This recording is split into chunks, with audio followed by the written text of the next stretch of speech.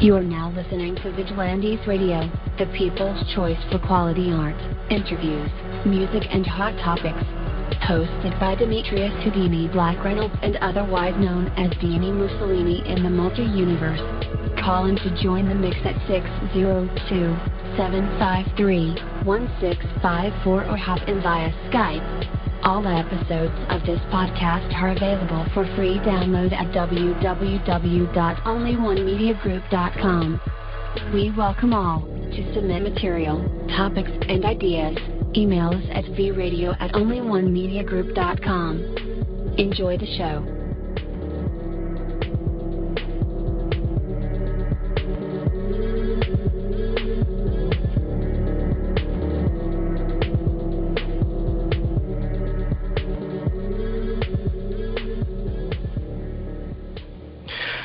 Believe it or not, guys, I still get super nervous when it's broadcasting time, okay? Because there are so many people all at one time. And tonight, let's see, we have over 16,000 online with us. My good gracious. See, I'm nervous. Okay. Oh, yeah, one time for my people that are indigos and 2 times for my people that are vegans. And right now it's a super struggle for us vegans out there. I've been a vegan myself for about 8 months, and I'm telling you, man, around Turkey Day and Christmas time, I just got to hold off, you know. Sometimes I don't want to go see the family because of the temptations, but pray for me. It's going to be a struggle. Anyway, we are up, folks, to over 17,000 listeners per episode and over 865,000 downloads worldwide. Just as you're along, and we've been at it for 3 solid years. I appreciate all you guys who have been rocking with me on this journey, and we are still growing, baby. It is all because of you guys, most definitely. You are the people who have dedicated their lives to music, art, and research in every aspect, and we want to allow you that opportunity to tell your story. Man, I've had celebrities on the show, from Grammy Award-winning artists to nominees, to actors, comedians, technology geniuses, from authors, professors, aliens, or people who think they're aliens. It doesn't matter who you are or what walk of life that you come from. Come on the show and just talk to me. So check it out, dudes and dudettes. To book an interview or just to share a real cool story, you can email me at vradio@onlyonemediagroup.com.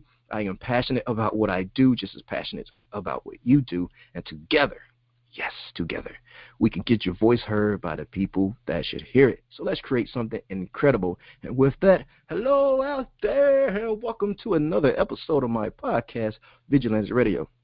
Okay, I'm still working on hello part. Don't worry about it. It's cool.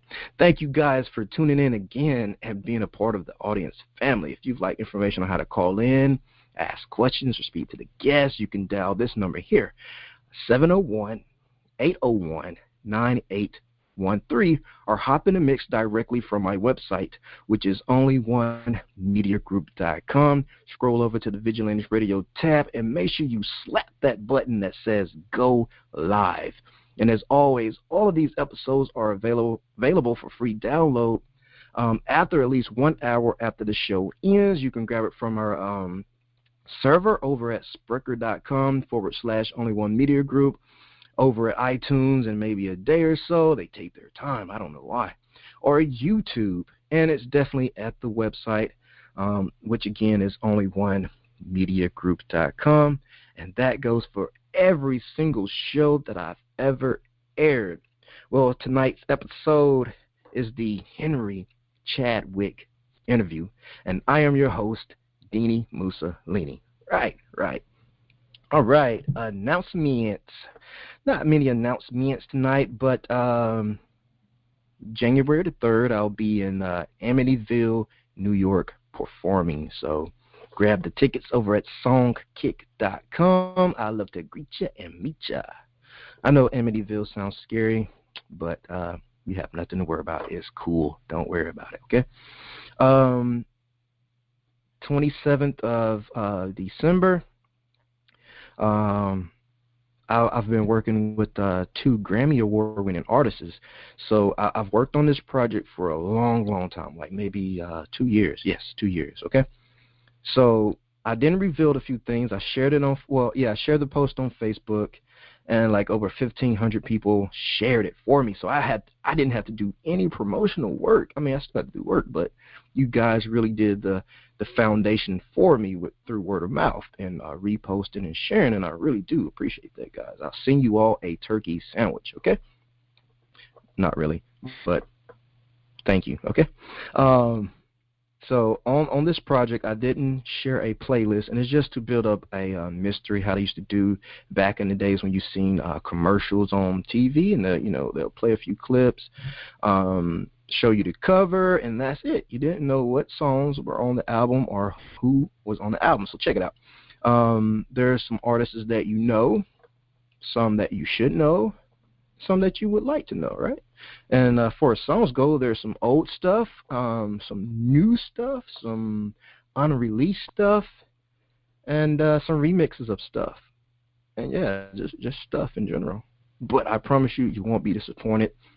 It will be for free, even though I poured my soul into it.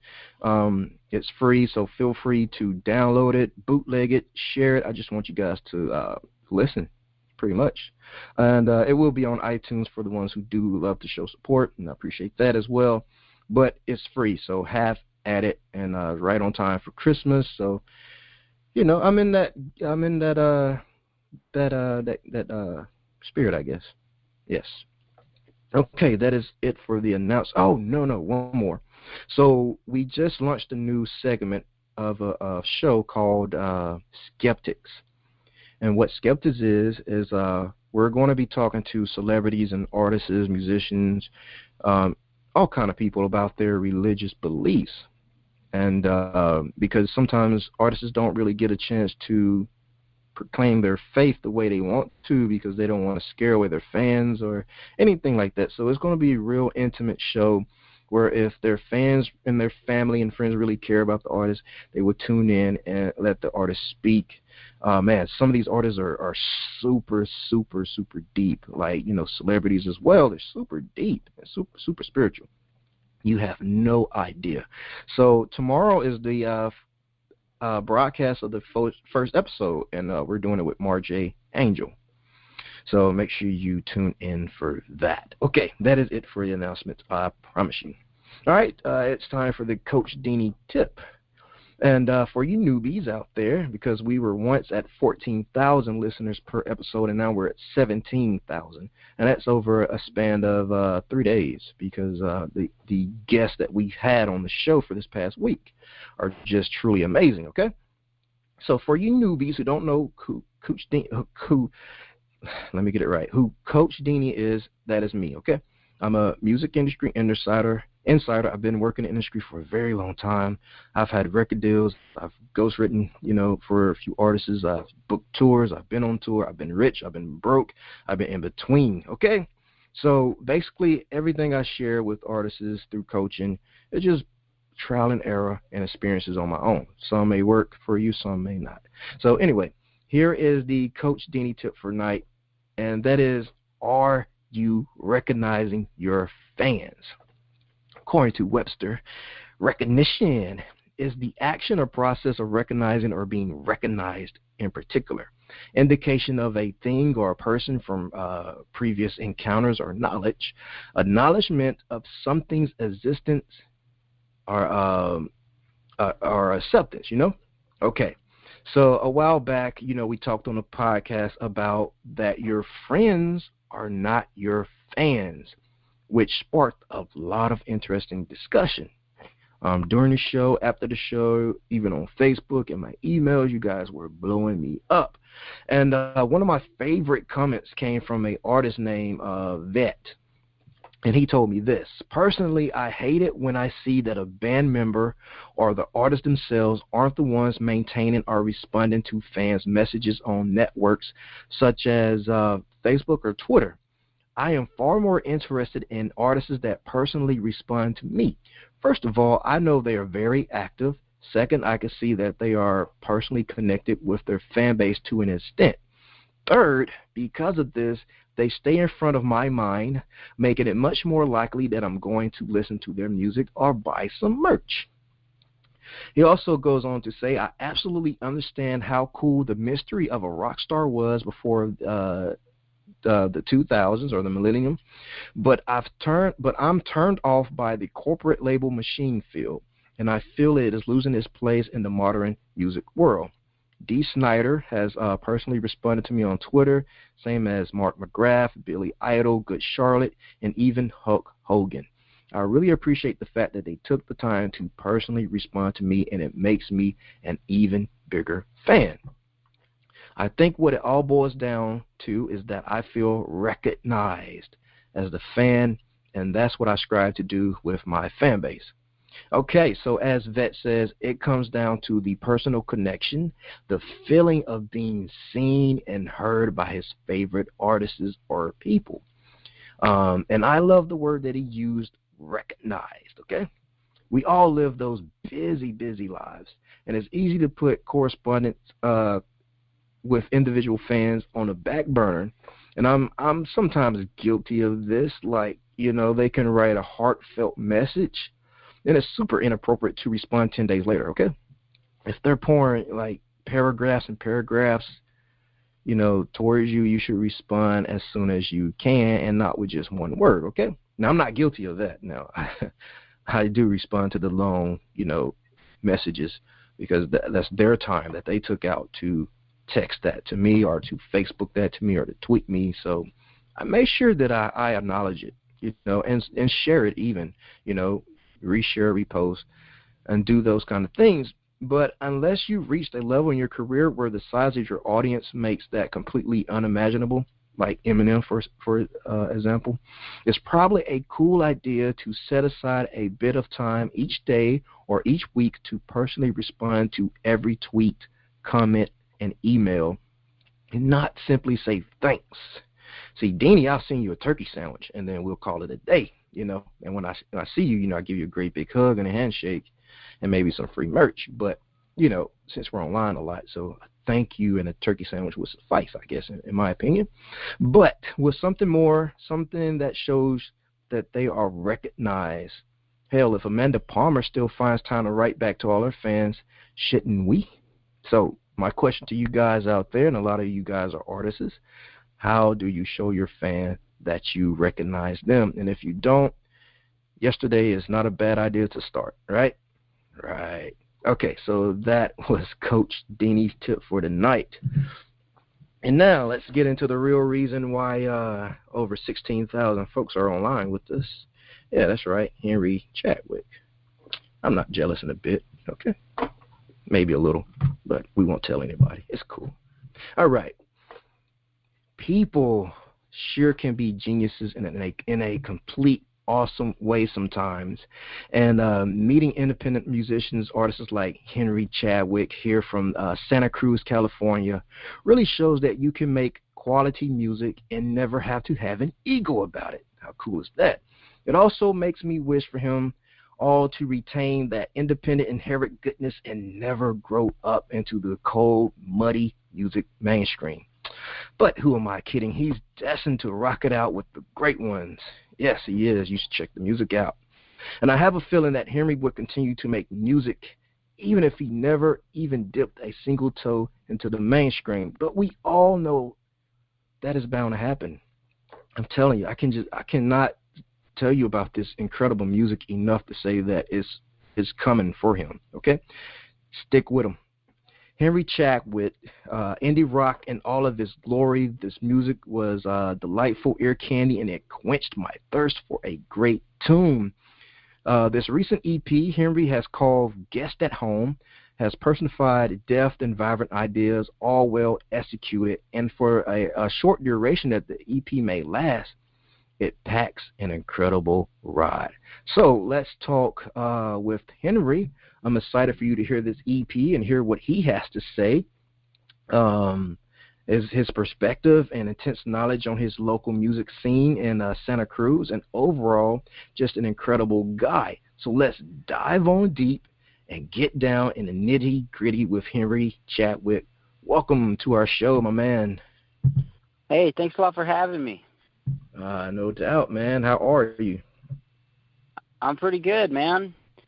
Yeah, how about you? Oh, man, I'm doing great, man. Just fighting the temptations of meat, you know. That's about it. Yeah, totally. I've lost the fight long ago. Oh, man. But that must be tough this time of year. Yes, it is. Yes. So I figured we'd start out by listening to the new EP, Guest at Home, and go from there. Man, I'm happy I've done this today, and I did check out the EP. You, my friend, are in my favorite genre and style of music. I like how you've darkened, thickened, and pronounced the melodies in your music. I think you found a way to take a great existing formula and add something to it to make it work even better. Seriously, I am stoked about this EP, my man. I can audibly hear that this is music you would want to listen to yourself as well.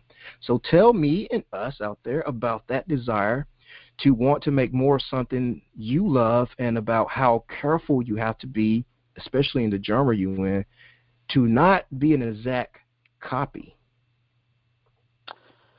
Thanks a lot, man. First of all, that's nice to know that I don't sound like the exact copy. I think that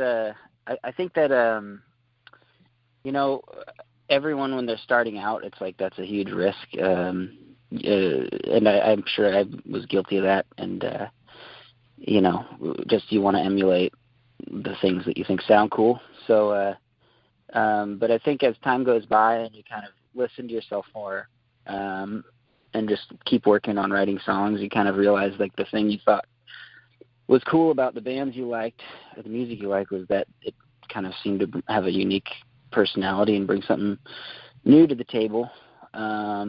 So I think for me it was kind of like eventually just dropping the kind of filter a little bit. And I was in a band for years growing up with my brother called My Stupid Brother, and it was a kind of like pop punky sort of band. And I don't know, I think I just like my desire to just make music that I just was kind of everything was feeling a little bit stale, and I wanted to just kind of make music that I just liked and wanted to hear. And I like a lot of different types of music, you know. So I think like I guess everyone, what makes something unique is like everyone likes their own different combination of things, I think. And so if you can just kind of learn to pick and choose what you like from everything you like, and have nothing be off limits, kind of, you know, then I think you kind of can be onto something as far as not sounding generic or like something else, you know. It's kind of, I like music that kind of sits between genres a little bit, you know. So I think that's kind of been my just philosophy with it, as far as with this EP, was kind of like, how can I just sort of incorporate everything I like and still have it sound like it belongs together, you know? Yes, sir. But I don't know. That's cool to hear that came across. Oh, yeah. So, written, recorded, and mixed in Santa Cruz for virtually no cost at your father's studio. I just love the sound of that, especially when sitting here listening to this music that sounds altogether otherworldly. And to think that it was all produced and engineered by yourself is nearly mind-blowing. Like, that is too awesome. Something like the song All Right is pretty short and sweet in comparison with the rest of the EP. And all of these different aspects of sound, from out there space rock to clean guitar you tackle incredibly well and with genuine authenticity. I always think this genre must be the toughest for a musician to both know when to cut themselves off and wrap up the track, as well as to know when they're truly getting it right. You know what I mean? Totally. Yeah, I think that's true. I think it can be. I think for me, I kind of came from a place of, like, my problem was always, like, I would write songs that were too short. Because I think I grew up listening to a lot of music from, like, the 60s kind of, like the Kinks and the Beatles and all that stuff. And also I was playing kind of more punk stuff, which is all short. Like, I think I had a song on one of my band's old albums that was, like, less than a minute. Oh, wow. So I think wrapping a song up for me was not as much of, like, the problem as, like, sort of letting myself go and kind of, I guess, making songs long enough. But I think that's true. I think the other part of it, yeah, is kind of like knowing if you're getting too far out there with something, or and when to rein it in. And yeah, I don't know. I think for me, coming from the place of appreciating just like a song structure, you know, helps. But I don't know if there's really a right or wrong formula, because I like a lot of music that, you know, kind of gets out there and takes its time too, you know. Yes, sir. And for me, what really wins in this genre are those bands that conquer the light versus dark aspect and have those massive dips and crescendos in their music. Henry, as I'm closing out Guest at Home for the first time with two of us, you know that I'm feeling you nailed this through and through. And in particular, this track to close it out is just kicking me in the ass right now, and I'm loving it. So you're doing an incredible production. I'm wondering about the time frame, which may suggest that you probably have as much time as you can spare to make music as well. So give us an idea about that. How long did it take to put these 5 songs together? It took probably about, I mean, I think from really beginning to the end, like laying the first parts of the tracks down in the early stages to like with having all the mixes and everything be finished, probably over a year. But I was sort of doing it, I was doing it pretty guerrilla style. Like I was playing a tour in a different drums in a different band called the Coffis Brothers, and I was playing a lot with them and recording other bands, and things with my old band were kind of winding down. So I was kind of doing it on off hours, and like I said, yeah, kind of guerrilla style. So it maybe took longer than it could have, but I think it helped the songs kind of percolate, and you'd take a little time away from it and come back to it and think of something else. But yeah, I don't know. I think I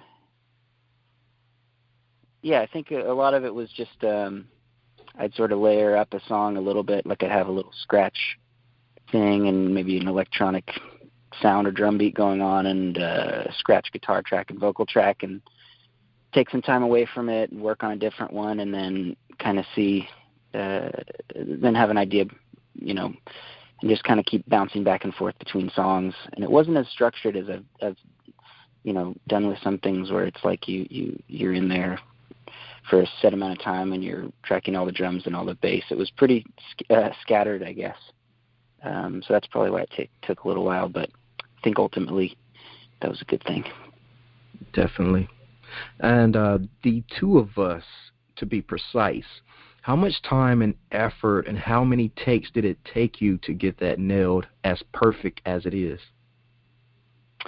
Oh, thanks, man. I think that that one definitely took a while, because I was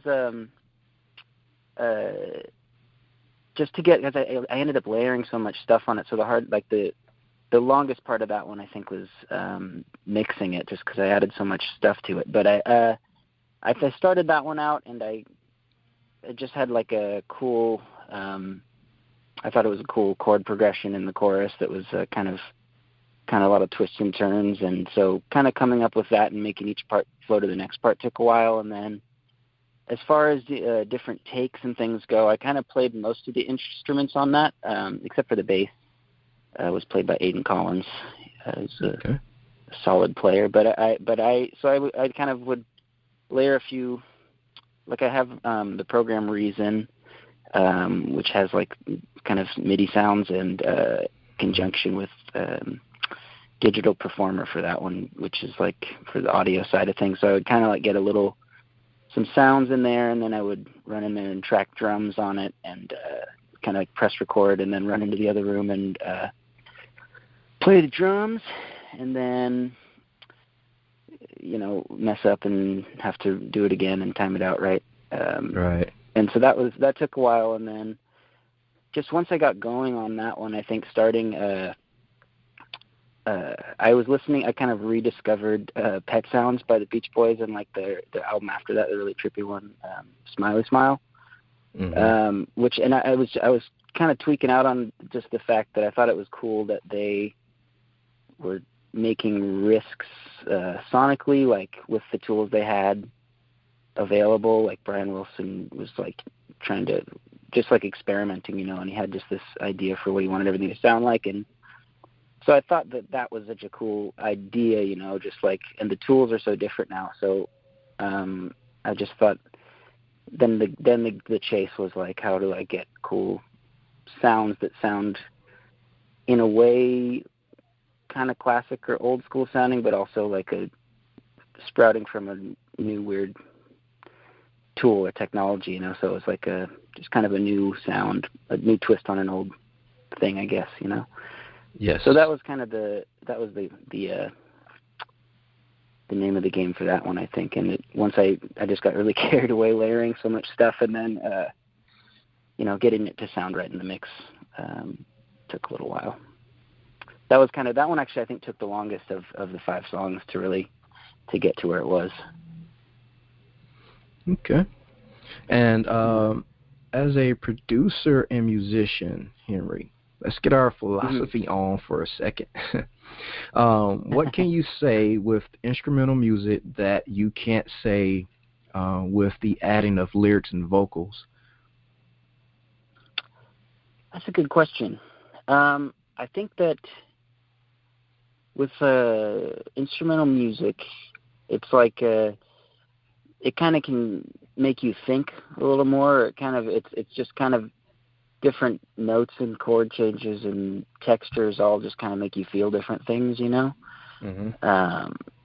So in a way it's like that's where all the emotion comes from, and then what you can get from that you can't get from lyrics, I guess, is kind of lyrics point you in a direction, and a very like a literal direction, or they kind of help inform you as to what the song's supposed to sound like. But just if it's instrumental, it can kind of really be even more up for interpretation, I think. And it's just kind of it's a little looser, and it's more of a experience. I really like a lot of instrumental stuff, but yeah, I think that might be what the instruments provide.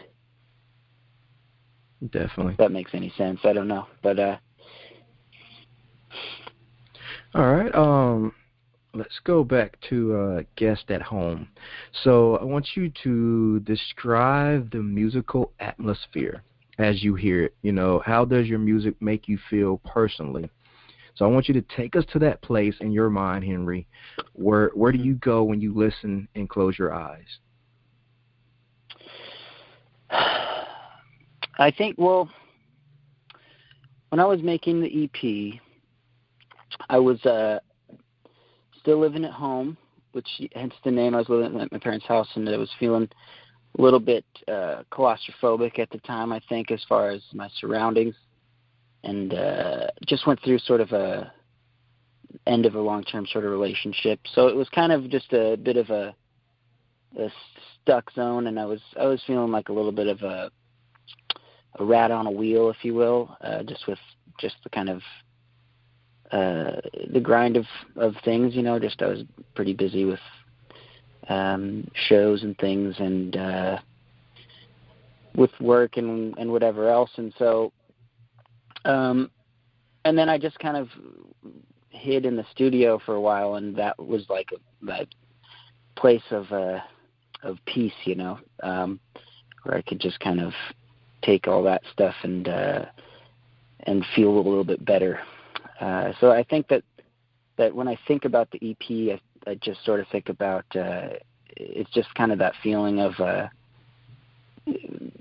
pulling yourself out of a not so great headspace, right? Which is, I think, it's kind of uplifting in a way, you know. Like, I think that sort of comes across in the sound, because there's kind of there's like a lot of the songs I think are kind of happy sounding musically, but then there's kind of the words are a little bit neurotic, or like there's just like it's not necessarily the most like pump up happy songs, but I think that's just kind of how life is. It's like it's a mixture of both. So I guess that's it. Yeah, it just kind of feels like pulling yourself out of a spot. Definitely. So how do you go about achieving the maximum for your creativity in your music? Like, describe your room, your state of mind, and how you get ready to make the most out of a recording session or jam.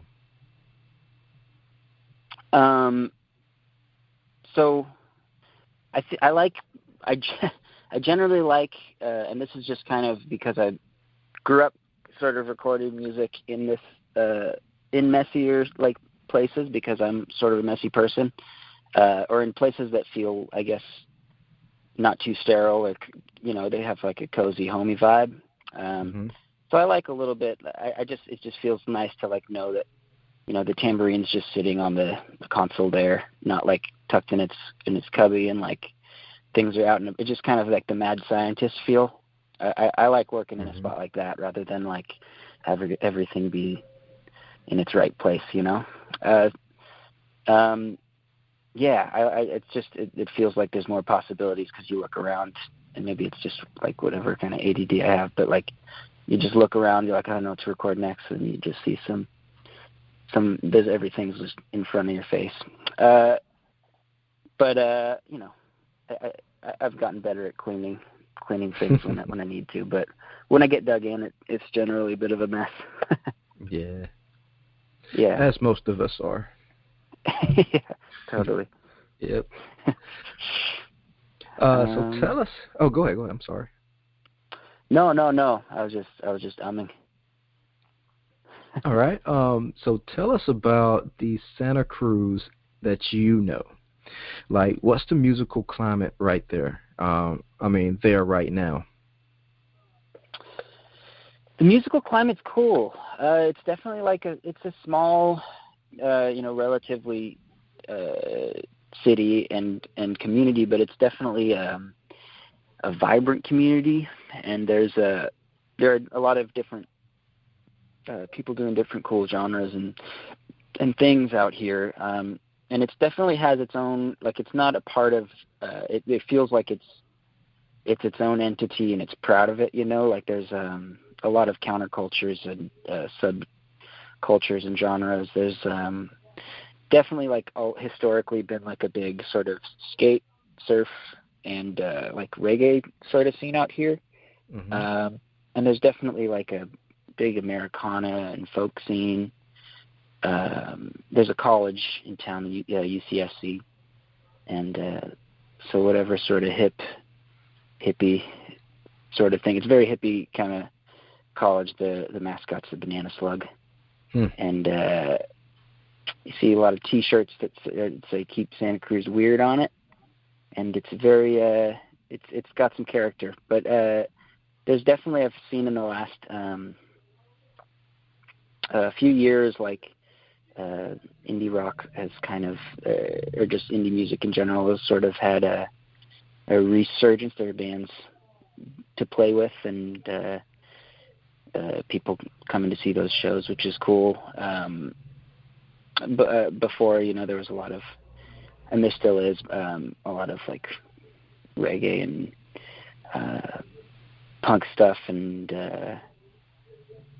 but it's kind of cool to see that more genres are kind of, new things are popping up. Okay.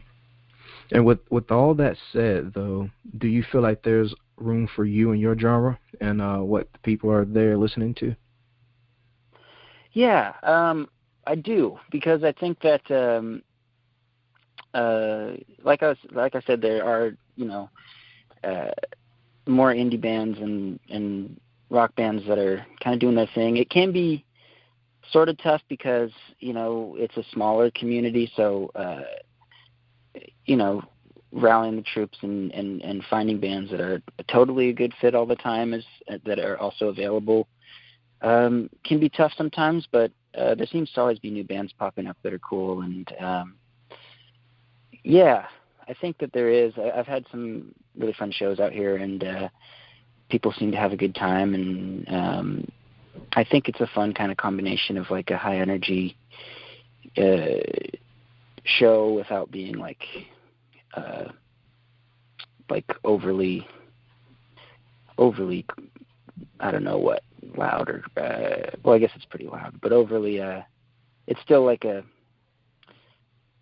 I guess it still falls into the sort of indie rock or pop-ish realm. I don't know. I think there's a spot for it. It seems like there has been. It's fun. People have been coming out, and we've been having fun out here. Great. So, like, if I had, like, some memory lane music, I would play it at this point and maybe have, like, the Ghost of Christmas Past come on, but I don't have all that. But we are going to take a trip on memory lane for a second. And I want you to take all of us on a quick look into the past and where it all started for you. All right. Going way back. The Ghost of Christmas way Past. Back when. Sweet. Well, I guess we'll have to take it back before I was born. My folks, my dad was a engineer down in Hollywood in the 80s, and he worked with a lot of sort of bigger names back then in like the hair metal genre, and also like I think he worked with like the Jackson 5 on some sort of stuff, and like Ozzy Osbourne, and I don't know, just like big names back in the day. And he and my mom was a singer-songwriter, and so he was really busy down there working. Like I think he said he worked 120 hours a week, which may or may not be an exaggeration, but at any rate, I think he was working a lot, and it was a crazy life, as I can only imagine the 80s down there. But so when my brother was born in 88, they kind of left and moved up north to the Bay Area, and to kind of raise a family in a less crazy setting, I think. And my dad saved up gear throughout those years, and we moved up to the Santa Cruz mountains, and he built a studio, and we're kind of building it and using it as we were building it at the same time, and learning about recording from a pretty young age. So when we started our own band, me and my brother did, when I was in like 6th grade or junior high, then he kind of recorded our first record and let us and sort of taught us as we went, and then the next one we kind of were more involved, and then by the third one it was kind of just all me and my brother in there. And then I started recording bands in there, and did a different local studio called The Compound, and it kind of just, I guess, it took off from a pretty young age. I kind of knew that I wanted to either play music, be a comedian, or be the president, and the other two didn't work out too well. So I went with the music thing, and I was lucky enough to have kind of a playground to learn in, and a family that was supportive. So I guess that's kind of where it all started.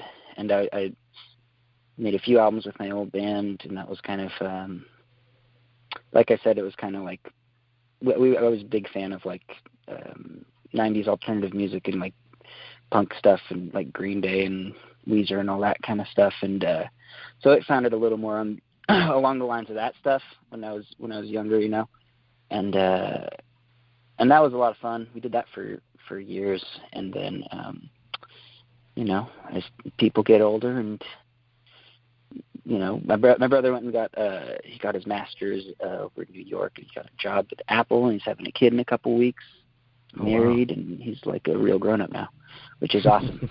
But so that thing ended, and then I was playing drums, and I still play drums in a different band called the Coffis Brothers. But yeah, I just needed to keep writing songs, and so I started making my own stuff, and then and that came out, and people actually have been listening, which is awesome, and it feels super. The word is validating, I guess. It feels really good to have just the reaction that it's all got so far, and right. And it's cool. I'm really happy to be making my own music again, which is nice. And I guess that catches us up basically to today, from yes, way back before my birth. Yeah, I think so. Does that kind of cover it? Yeah, but you left out the part where you're now massive, because all I see are, you know, write-ups and reviews and 1,000 streams on Spotify. I mean, 100,000 streams on Spotify. Yeah. Excuse me. It's so crazy. Yeah, it's crazy. Okay, yeah. So that I guess I did leave that out. I figured out, like, I wanted to just because everything else I've done was like such a DIY release, and just like, hey, friends and family and a few fans, like, here's the new thing, and it's out, and I just put it out, and I didn't really, and then I realized, like, I'm recording for free because I'm recording myself, and so many people spend money on a good amount of money just to get a good recording, and I'm just doing myself a disservice by not spending some money to try to get the word out there. And I found a really good PR person, and she's done a really awesome job. Her name is Melissa Nastasi, and she at Citybird PR, and she's done an awesome job getting the word out, and we sent the first single out to a bunch of blogs, and Indie Shuffle ended up putting it up as Song of the Day, and it lasted on the #1 spot there for like a week, and then kind of just built momentum from there, and I recently signed a development deal with a Brooklyn-based indie label, and it's just cool. I didn't expect any of this stuff to happen, or I would have just been happy to get some. My goal was really to be Googleable. Like if you searched me and my songs, that there'd be some write-ups and some things, and it's just been more than I hoped for, it's just awesome. Man, I'm not surprised if I just walk outside and see your face on a billboard right now. I would be a little surprised, but that'd be cool. Yeah, man. But, you know, going back to Melissa, because her name does ring bells, but your music also has to be great, man. And great music always recites a response. And that's exactly what you did, man. Thank you. I appreciate it. Oh, man, no doubt. So what makes the recordings for this EP, Guest at Home, different and unique from the rest of what you have accomplished and recorded in the past, even with your band that you drum for? Well, I think that as far as just my songwriting, I feel like I've sort of settled. It feels a little bit more comfortable, or I've found, I don't know if it's like my sound, but it feels more like closer to me. Like it feels like sort of what I was trying to say, and I think I opened up a little more on it, and just kind of let it be what it is, and it's easy when you're writing songs, especially when you're starting out, to just kind of like hide behind, one thing or another as far as like the sound, like, oh, I'm going to try to be in this genre, sound like this, or I'm going to try to, write these words because, I don't know, I just felt, I guess it felt honest. And so I think that's maybe it. It just feels a little bit less filtered. Definitely. And I think that's maybe been working, which is cool. So I'm going to try to just keep going in that direction. All right. We are at the part, man, the music break part. And then after the music break, it'll be time for our usual tradition. It is called the hot seat. And our fans absolutely love this part of the segment. And, of course, along with the actual interview, because, guys like you are so insightful and talented. But the audience gets to hear either some vocals, poem, written work, spoken word, freestyle raps, jokes, stories, live instruments from our special guests.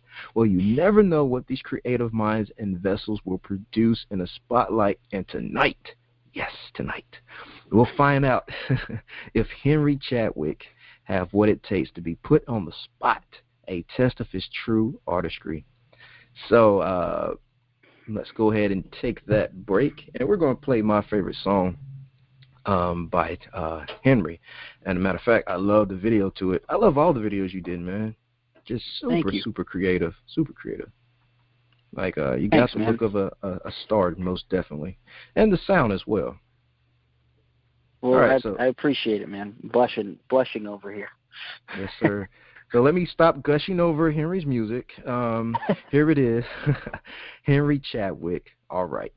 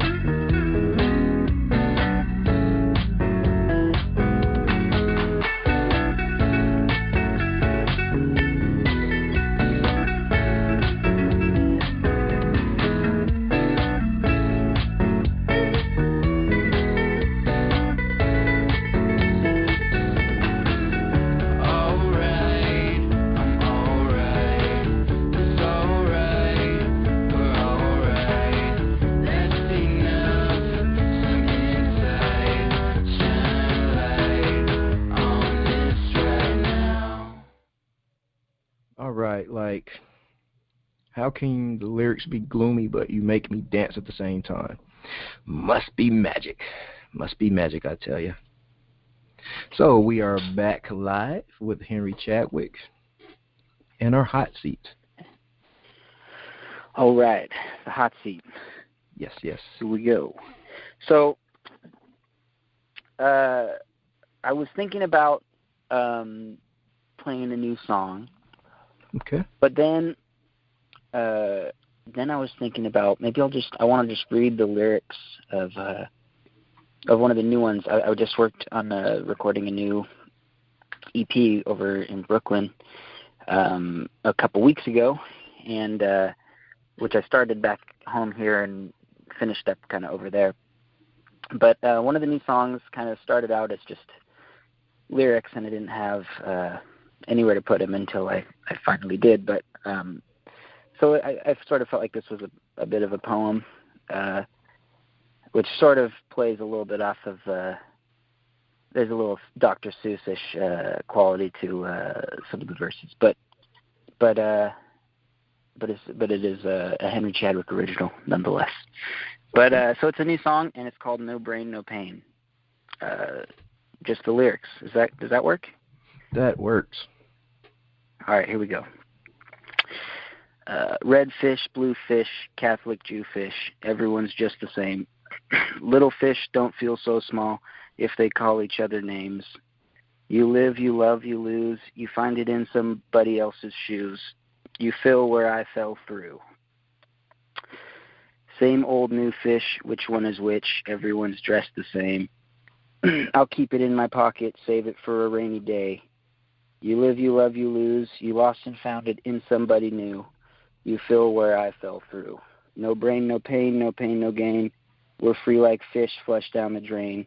I feel alive and new. No brain, no pain, you fill where I fell through. No brain, no pain, I feel alive and new. No brain, no pain, we live a lie, it's true.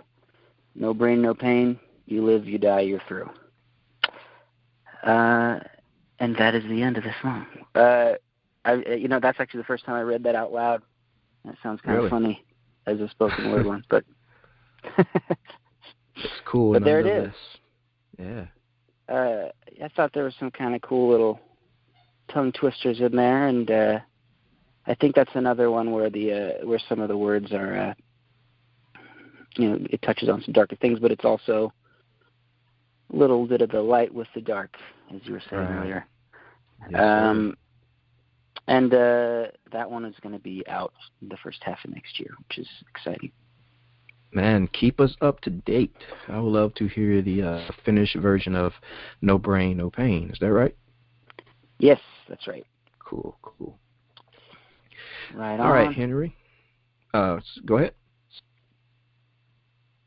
Oh, nothing. Oh, no, I was just saying right on. Yes, sir.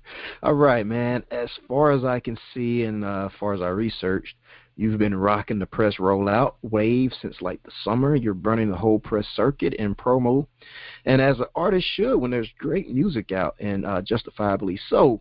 This is music that should be heard. But anyway, welcome to the whole mess of confused independent journalism, as my style of interviews are mostly rambles, but that's just the way I can do it. But get ready for this one over and over and over and over. It's like rinse, repeat. So where do you want people to look for your music online, and what will they find there? Will they find you there, or will they find a secretary like they do in my case? They will not find a secretary. They will find me, and I'm on there. I am now Googleable. My dreams have come true. But if you just type in Henry Chadwick, you'll probably also stumble across some things about the grandfather of baseball. He invented the scoreboard. Cool. Which is interesting. I learned that in Googling myself. But yeah, I'm on Facebook, and I'm on all the social medias, and I have my website. It's called henrychadwick.net. And my music videos are up on YouTube, and my music's on Spotify and SoundCloud and iTunes, Apple Music, and Google Play, I think, and I think Pandora, and I think they're on a lot of the places that you can find music online. Not Bandcamp right now, but I should put them up on Bandcamp. Yeah. That is great, man. Just to clarify, if you go onto my website, you can text me and email me from the site or Facebook. You only get my secretary if you try to call me. She will not let you do for anything. I try to call myself, and she's like, nope, you can't talk to him. So, but anywhere else you can find Coach Dini and Henry. You can find Henry on Facebook. I stalked his Facebook for a few days, just getting some well-done research, and he didn't even know I was there. That's right. But you wrote me a message through my website, it looks like, and I got it. So that works. Yep. If anyone wants to write me through the website, we now know it works. Yep, and that's the first thing I do, man. Like, when I get an interview across my desk, I go look at the music video. Because for some reason, videos resonate better with me first, like visual.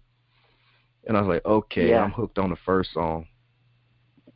And totally. I was like, man, add me to the mailing list. I need to know when this awesome music drops. Awesome, man. Thanks again for all the nice words and for checking it out and having me on the show. And you are on the mailing list now. And keep me updated on things, too. Great, man. We will be here, man. And I want to thank you so much for taking out the time to do this interview. I know you're massive right now. And you really made a kick-ass EP, Guest at Home. Make sure you guys pick it up on Spotify, Pandora, YouTube, and all those fine places like SoundCloud. And no, they did not pay me for the promotion, but that's cool. Don't worry about it. That would it would be no problem, playing in my personal indie rock rotation anytime. I'm even thinking about adding to our whole music. I don't know if you were on earlier. There's like whole elevator music. Like, I could actually put an artist right there. So that'll be real cool if I can add your song to that.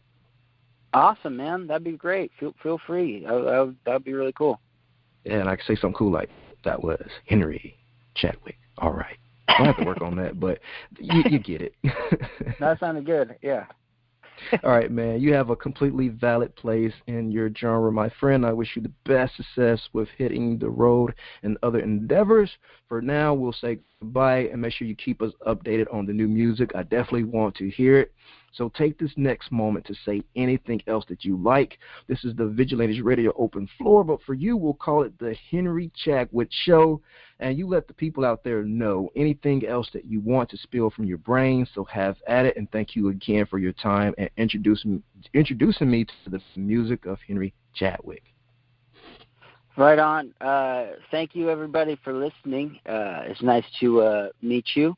And hope you check out the music and like it. And I'll be playing shows. And, say hey at a show or online or whatever. And have a good rest of the holiday season, whatever holidays you are celebrating, if any. And Happy New Year. And I'll be seeing you next year. Definitely. Thank you guys, as always, for checking out the podcast over here at Vigilantes Radio.